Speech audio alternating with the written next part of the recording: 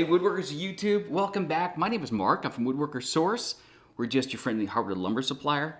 Look, I've got another cool wood that I want to introduce you to, this stuff called Shedua. Yeah, I made these two sushi trays, used some contrasting woods just to give you an idea of what this stuff looked like when paired up with different woods. I've got a light colored bamboo there, dark roasted walnut on this one, that's a heat treated walnut, comes out nearly black.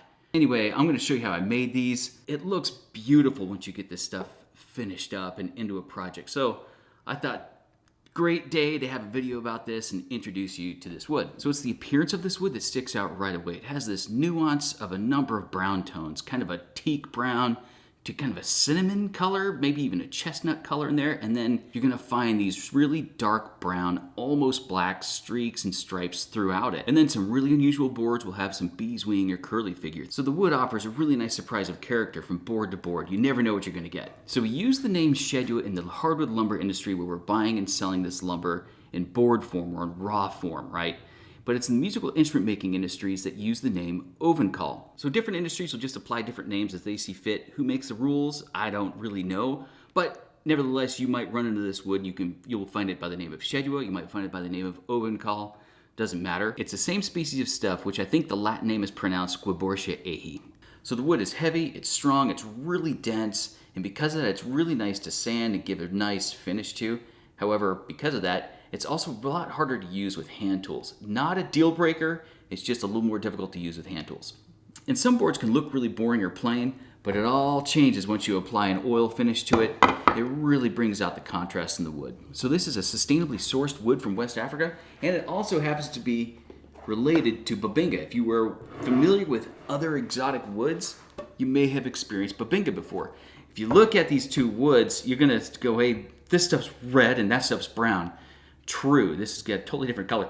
But when you get up close and you look at the characteristics in the wood, they have a very similar grain pattern, and they happen to be in the same, like botanically, they're from the same genus, just different species, and because of that, you can see some resemblance in there and even feel some resemblance when you work with them. And both of those woods are kind of rosewood-like in quality. They're not rosewoods, but they just have some similar qualities.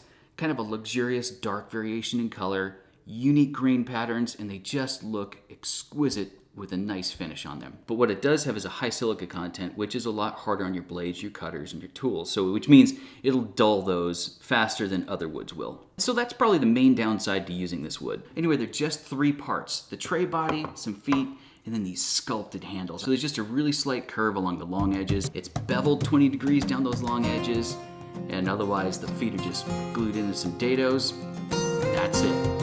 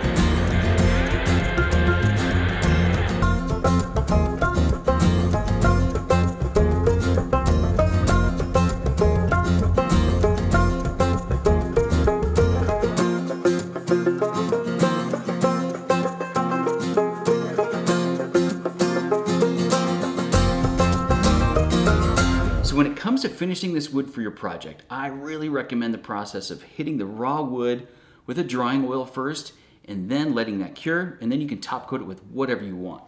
Like this. I finished this panel with 3 different types of oil. They practically look identical, so which one you choose is not terribly important. They all look the same. This is tung oil, this is a furniture finish, and this is a Danish oil. They all look identical, doesn't matter. And then the top coat you choose just depends on the type of project that you're working on. You may not need anything more than like a wax, or if you need serious protection for something like a dining table, yeah, you can apply a polyurethane over this to get the best of both worlds without sacrificing either looks or protection. You can get them both with that 2-step process. But the downside of that process, you got to make sure that this oil is cured before you move on to that next step. That's the major downside. Again, my name is Mark. I'm from Woodworkers Source. We got 3 stores in Arizona. You can come visit us, or you can visit us at our website, woodworkersource.com. We sell woods like this to people like you and ship it right to your door if you want to. Thanks for watching. Appreciate it.